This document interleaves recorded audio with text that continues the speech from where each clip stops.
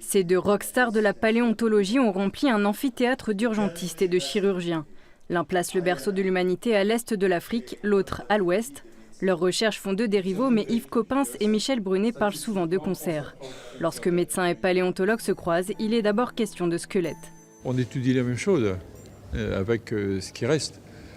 Pour nous, ce qui reste, ce sont en effet les parties dures, c'est-à-dire les ossements et les dents. Et pour les médecins, c'est tout ça, plus l'emballage. L'emballage, c'est ce qu'on appelle les parties molles. C'est un peu bizarre, mais c'est comme ça. Yves Coppens est le père de Lucie, âgée de 3,2 millions d'années.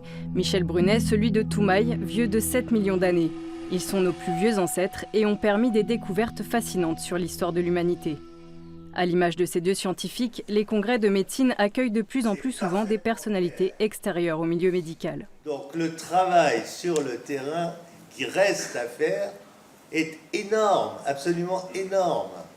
Il y a maintenant souvent d'intervenants, des célébrités ou des gens très intéressants comme ça qui viennent nous faire part de leur expérience. Donc ça n'a parfois rien à voir avec le congrès, mais ce sont des moments vraiment très, très riches et très intéressants.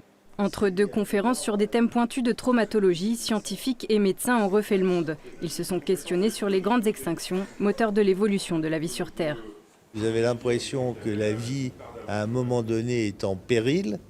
Et aussitôt après, vous avez une grande radiation de nouveaux groupes qui occupent les places qui ont été laissées par les disparus.